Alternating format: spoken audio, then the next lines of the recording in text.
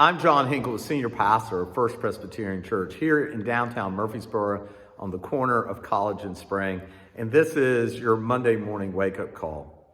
Now, usually on your Monday morning wake-up call, I kind of tell you what's happening in the life of the church this week, and as always, there are things happening in the life of the church, but the biggest thing that took place actually happened this past Saturday, when the session of First Presbyterian Church heard a recommendation by the New Beginning Task Force to open up worship, to do away with the mask mandate and make masks optional, and also to do away with social distancing.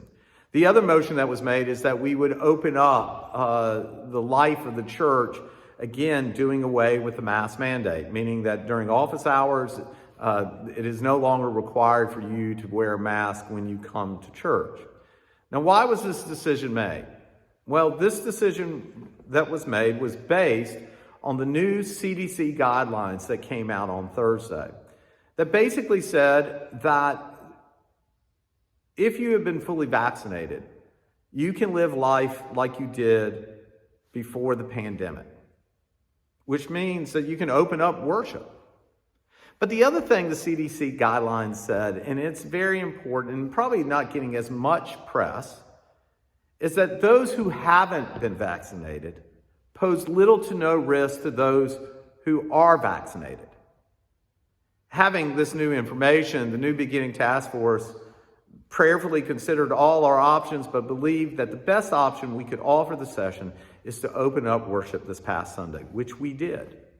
Now, I've received a few phone calls and a couple of emails asking, why the hurry? Why couldn't the session just wait to the meeting on Tuesday?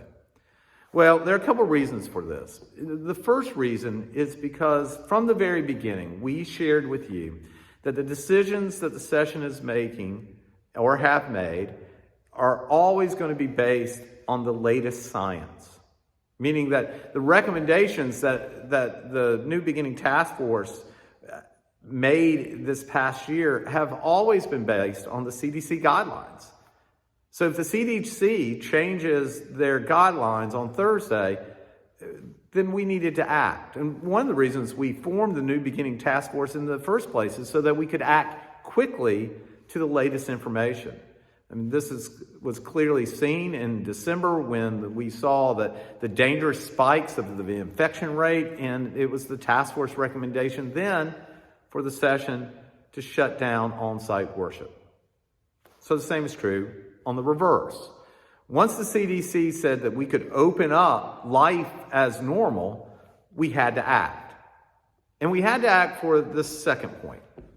If we chose not to act, and let's just say wait a few days until the session meeting, requiring you to wear a mask in worship would have been an illusion then.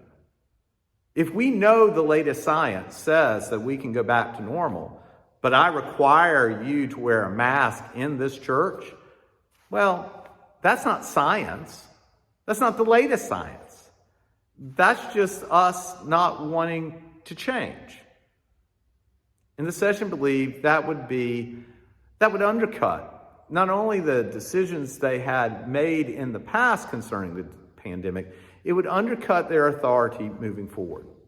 And they felt as if they could not do that to you or to this church or to our ministry in this community.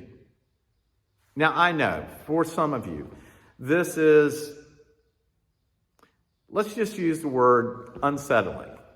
You've gotten comfortable coming to church, sitting at social distances, wearing your mask. In fact, I heard from many of you who told me you felt kind of naked without your mask. I understand this, but I also understand that every change and every decision the session has made during this pandemic has caused this same ripple effect. This will take some time for you to get used to, as it took time for us to get used to wearing a mask or sitting at social distance or waving to one another in the name of Jesus Christ. So I would encourage you, if you feel uncomfortable, if you just want to talk, give me a call. Give Joyce a call. Give Bobby a call. And we're here to listen, and we're here to kind of work it out with you. So last but not least, let me also remind you that because we've opened up worship, there is no longer a need for reservations. So you will not be getting, that's one less email you'll be getting. If, again, you have any questions, please let me know. We're here to talk you through this. But finally, let me end with this. This is a good thing.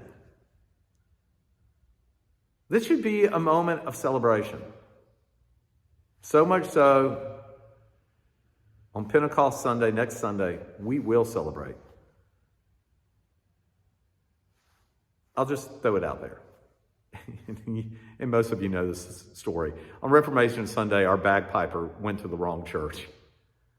So to make up for that, we will have pipers here.